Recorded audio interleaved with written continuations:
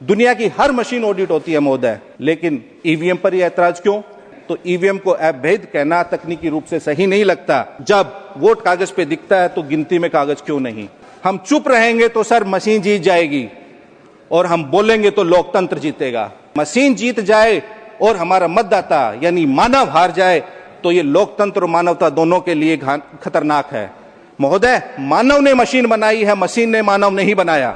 सरकार और चुनाव आयोग दोनों जनता की नजरों में संदेह के घेरे में है। कुछ तो ऐसी शक्ति है जो पिछले दरवाजे से उनके मतदान के साथ कहीं ना कहीं विसंगतियां हैं कि किसी पेड़ के काटने का किस्सा नहीं होता अगर कुल्हाड़ी के पीछे लकड़ी का हिस्सा नहीं होता।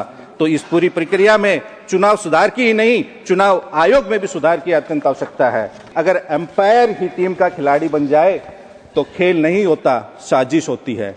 चुनाव प्रक्रिया आज जनता के सवालों के कटघरे में है। एसआईआर नहीं, एसपीआर, स्पेशल पार्टी रिवीजन हो रहा है सर। एक सच्चे और जीवंत लोकतंत्र की पहचान केवल मतदाताओं की संख्या से तय नहीं होती, यह उसकी चुनावी प्रक्रिया की निष्पक्षता, पारदर्शिता और संस्थागत ईमानदारी से तय होती है। हमारा मानना है कि सबसे बड़ा लोकतंत्र होने से ज्यादा जरूरी है सबसे ईमानदार लोकतंत्र होना। आज भारत की चुनावी व्यवस्था अपनी तमाम मजबूती और गौरवशाली इतिहास के बावजूद कई ऐसी चुनौतियों से जूझ रही है जो लोकतंत्र की आत्मा को भीतर से चोट पहुंचा रही है। इसलिए यह समय है कि हम सब इन चुनौतियों का ईमानदारी से सामना करें और उन सुधारों पर गंभीरता से चर्चा करें जिनकी आज देश को सख्त जरूरत है। महोदय, 1952 से लेकर अब तक कुल 13 बार एसआईआर हुआ है, लेकिन ऐसा अविश्वास, विवाद, अशांति, अस्पष्टता और अपारदर्शिता कभी नहीं देखी गई। आज स्थिति यह है कि सरकार और चुनाव आयोग दोनों जनता की नजरों में संदेह के घेरे में है और यह लोकतंत्र के लिए शुभ संकेत नहीं है। लोकतंत्र लोगों के विश्वास पर चलता है। अगर यह विश्वास टूटने लगे तो संस्थानों की वैधता भी कमजोर होती है। यह मैं क्यों कह रहा हूं कि लोकतंत्र पर लोगों का अविश्वास बढ़ा है, इसके लिए मैं कुछ आंकड़े रखना चाहता हूं। अभी विगत 5 राज्यों में विधानसभा चुनाव हुए, महाराष्ट्र, बिहार, दिल्ली, झारखंड और हरियाणा। महोदय, एक अप्रत्याशित हमें वोट इंक्रीमेंट देखने को मिला है। महाराष्ट्र में लोकसभा चुनाव के 5-6 महीने बाद ही विधानसभा चुनाव हुए। वहां बिना एसआईआर के 48 लाख वोट जोड़े गए और एब्सोल्यूट वोटिंग में 12.2% का इंक्रीमेंट हुआ। बिहार में एसआईआर हुआ, कुल 7 करोड़ 89 लाख वोट थे, उसमें से 65 लाख वोटों का डिलीशन हुआ। उसके बाद एसआईआर की प्रक्रिया में 18 लाख और बाद में 3 लाख वोट और जोड़े गए, तो कुल 7 करोड़ 45 लाख वोटर थे। लेकिन अगर आप देखेंगे कि वोट घटने से बूथों की संख्या कम होनी चाहिए, लेकिन बिहार में पहले एसआईआर से पहले लगभग 78,000 बूथ थे और एसआईआर के बाद 90,000 से अधिक बूथ हुए। तो उस प्रक्रिया से यह समझ में आया कि मतदाताओं के घटाने के अलावा ये बूथों को बढ़ाने की भी एक प्रक्रिया थी। अब बिहार में वो चुनाव हुए, 65 लाख वोट कटने के बावजूद बिहार में 15.6% का एक एब्सोल्यूट वोटिंग में एक अबनॉर्मल इंक्रीमेंट देखा गया। इतना सडन स्पाइक जो बिहार, जैसे मैंने कहा, महाराष्ट्र में 12.2, बिहार में 15.6। तो ये वोट घट रहे हैं एसआईआर में, लेकिन बूथ बढ़ रहे हैं। और जो ये मैसिव बढ़ोतरी हो रही है वोट संख्या में, वो एक प्रयोग है या संयोग, वो पूरा मैसिव स्विंग एक पार्टी विशेष के पक्ष में जा रहा है। ये हमें सबको सोचने का विषय है। अगर चुनाव के मध्य चुनाव आयोग ये हम बिहार में जैसा कि चुनावों से पहले 35 दिन में 41,000 करोड़ रुपए अन्य योजनाओं के मद से मतदाताओं के खाते में भेजे गए, लेकिन वहां 15.6% वोट बढ़ा। झारखंड में भी चुनाव हुए, झारखंड में मात्र 3.5% वोट बढ़े, हरियाणा में 6.2% वोट बढ़े और दिल्ली में 6.1% वोट बढ़ा। तो ये झारखंड में भी वही सेम योजना थी, लेकिन वहां 3.5% ही वोट बढ़े, लेकिन बिहार में 15.5% से अधिक वोट बढ़े। तो ये सब हमें सोचने की जरूरत है। दिल्ली में भी पानी और बिजली निःशुल्क थी, वो भी सबको पता है। अगर ये वोटिंग पैटर्न हो, मतदाताओं को वही बिहेवियर हो, तो वो सर्वव्यापी हर जगह वैसा ही रहना चाहिए।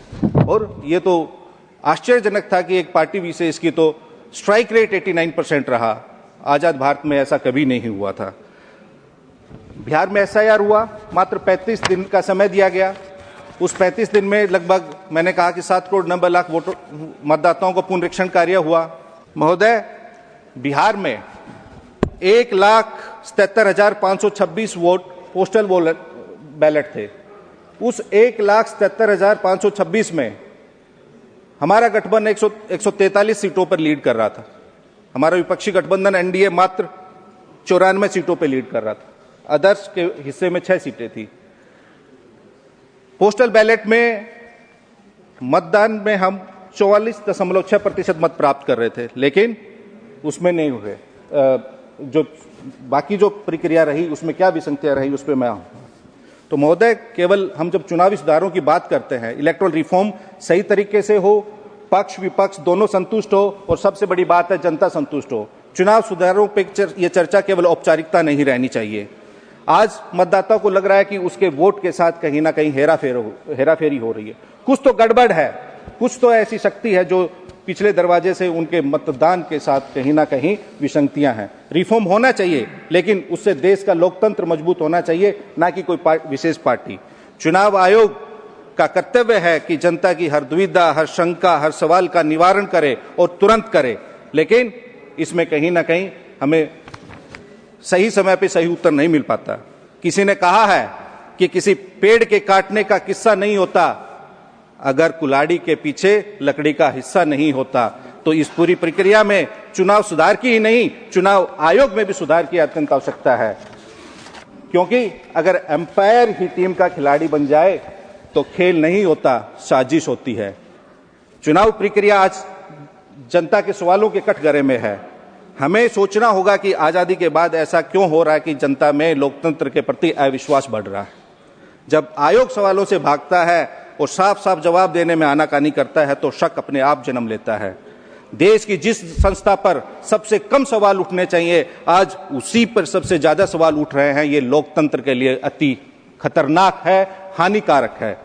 आज चुनाव आयोग किसी सरकार का और पार्टी का पर्सनल एक्सटेंशन काउंटर नहीं बनना चाहिए। ये हम नहीं, जनता, सर ये हम नहीं, जनता कह रही है। ध्यान रखें, जब चुनाव आयोग का हर फैसला वही चीजें रिकॉर्ड पे जाएंगी, जनता के टाइम टेबल और उनके प्लान से मेल खाए, तो सवाल और शक उठना स्वाभाविक है। महोदय, हम इलेक्शन रिफॉर्म पे बात करिए सर, उसी पे करें। हमें सर चुनाव सुधार चाहिए, निष्पक्ष चुनावी प्रक्रिया का सफाया नहीं चाहिए। हमें सिलेक्टिव इनकरेक्ट रिवीजन नहीं चाहिए, बल्कि हमें ट्रांसपेरेंट इंटेंसिव रिवीजन चाहिए। ऐसा लगता है कि ये एसआईआर नहीं, एसपीआर, स्पेशल पार्टी रिवीजन हो रहा है। सर, सबजुडिस मामले पर न बोले आप। एसआईआर के एसआईआर के जरिए गलतियां ठीक होनी चाहिए, और जो ठीक हो उसे गलत करने की मंशा को रोका जाना चाहिए। अगर सुधार सच है तो डर किस बात का। लेकिन यह सरकार वोटर को जुटाकर नहीं, बल्कि वोटर को हटाकर जीतना चाहती है। आप वोट सुधार नहीं, आप वोट मैनेज करना चाहते हैं। देश ने बिहार चुनाव में देखा कि कैसे 41,000 करोड़ रुपए मात्र मतदान की तिथि से 35 दिन पहले बांटा गया। क्या चुनाव आयोग को उसमें हस्तक्षेप करके उसको रोकना नहीं चाहिए? आपका एक राज्य के लिए अलग मापदंड होता है, दूसरे राज्य के लिए आपका अलग पैमाना होता है। आपको ऐसा नहीं होना चाहिए। अगर रेफरी ही विपक्षी टीम से मिलके नियम बदलने लग जाएगा तो सर खेल नहीं रहेगा, निष्पक्ष खेल नहीं होगा। सर, मैंने स्वयं चुनाव आयोग को एक 4 पेज का लेटर लिखा कि कैसे कैसे धांधली हो रही है, लेकिन कभी कोई संज्ञान नहीं लिया गया। अब सर, क्यों अविश्वास बढ़ रहा है, जनता क्यों सवाल उठा रही है? क्योंकि और मैं विगत कई चुनावों की, जो 6 राज्यों के चुनाव का मैंने जिक्र किया, उसमें जनता इलेक्ट्रॉनिक मशीन पर सवाल उठा रही है। हम सिर्फ उनकी आवाज को, उनकी भावनाओं को, उनकी शंकाओं को आपके माध्यम से यहां सदन में रख रहे हैं। दुनिया की हर मशीन ऑडिट होती है महोदय। लेकिन ईवीएम पर यह ऐतराज क्यों? दुनिया में कोई टेक्नोलॉजी या चूक नहीं है, कोई भी। हमने देखा है हमारे देश में ही हमारी मिनिस्ट्री ऑफ डिफेंस की वेबसाइट पे साइबर अटैक होता है, उसे हैक करने की कोशिश होती है और किया भी गया है 2018 में। हमारी मिनिस्ट्री ऑफ होम अफेयर्स की वेबसाइट पे भी साइबर अटैक्स हुए हैं। तो कोई भी तकनीक अचूक नहीं है महोदय। दुनिया की सबसे सुरक्षित माने जाने वाली प्रणालियां भी हैक हुई हैं, तो ईवीएम को अवैध कहना तकनीकी रूप से सही नहीं लगता महोदय। ईवीएम पर सवाल लोकतंत्र को कमजोर नहीं, मजबूत करता है। अगर वोटर कहे कि मुझे ईवीएम पर भरोसा नहीं है, तो क्या आप उसे अपराध मानेंगे? अगर वोटर कहेगा कि मेरे पास सब कागजात हैं और आप मेरा वोट डिलीट कर रहे हैं, तो उसे क्या आप अपराध मानेंगे? नहीं महोदय। ईवीएम को बचाने से ज्यादा जरूरी है जनता के भरोसे को लोकतंत्र में बचाना, और जनता का भरोसा किसी मशीन में नहीं, निष्पक्ष प्रक्रिया और प्रणाली से ही संभव है। जब वोट कागज पे दिखता है तो गिनती में कागज क्यों नहीं? हम 5% मिलान भरोसा नहीं देता, 100% मिलान ही भरोसा देगा। लोग कह रहे हैं कि ईवीएम पारदर्शिता नहीं दे रही, और लोकतंत्र पारदर्शिता के बिना जिंदा नहीं रह सकता। अगर हम चुप रहेंगे तो सर मशीन जीत जाएगी, और हम बोलेंगे तो लोकतंत्र जीतेगा। अगर कहीं कोई शक है तो हम सबको बिल्कुल बोलना चाहिए, निडर होकर बोलना चाहिए। जब वोट की प्रक्रिया ही संदेहों से घिरी हो, तो लोकतंत्र की आवाज साफ कैसे सुनाई देगी? महोदय, मशीन जीत जाए और हमारा मतदाता यानी मानव हार जाए, तो ये लोकतंत्र और मानवता दोनों के लिए खतरनाक है। महोदय, मानव ने मशीन बनाई है, मशीन ने मानव नहीं बनाया। मतदाता मशीन से बड़ा होता है, और बिना मतदाता लोकतंत्र भी नहीं रहेगा। जनता को इलेक्शन चाहिए महोदय, सिलेक्शन नहीं चाहिए।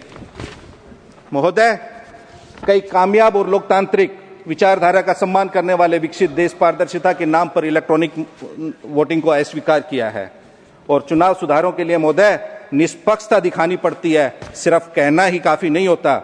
रेफरी अगर नियम पूछने पे नाराज हो जाए तो मैच के नतीजों पर सवाल उठाना लाजमी है। दुनिया के अधिकांश लोकतंत्र अब बैलेट पेपर का ही प्रयोग करते हैं, क्योंकि वह सत्यापन योग्य है और भरोसेमंद होता है और जनता को दिखता भी है। महोदय, बस मैं अपनी बात खत्म कर रहा हूं। चुनावी सुधार में कोई तकनीकी प्रक्रिया नहीं है। चुनाव सुधार यह उस लोकतांत्रिक संस्कृति का आधार है जो नागरिकों को विश्वास दिलाती है कि सत्ता उनकी इच्छा का प्रतिबिंब है, न कि धन, शक्ति और प्रभाव का परिणाम। भारत को चुनावी सुधारों की एक नई पीढ़ी की जरूरत है। ऐसे सुधार जो चुनाव आयोग को और मजबूत करे, राजनीतिक दलों को जवाबदेह बनाए, धन बल की अंधेरी सुरंगों को रोशन करे और मतदाता के विश्वास को पुनः केंद्र में स्थापित करे। लोकतंत्र की सबसे बड़ी शक्ति उसका विश्वास है, और चुनाव सुधार वही रास्ता है जो इस विश्वास को भविष्य की पीढ़ियों के लिए सुरक्षित रख सकता है। आपका बहुत बहुत धन्यवाद महोदय। दस्तक की आपसे गुजारिश है कि अगर इसको बचाना चाहते हैं तो नेशनल दस्तक को सब्सक्राइब करने के लिए रेड कलर के सब्सक्राइब बटन को दबाएं, फिर बेल आइकन की घंटी दबाएं। नेशनल दस्तक को बचाने के लिए बहुत जरूरी है कि हर खबर को शेयर करें, लाइक करें, कमेंट जरूर करें।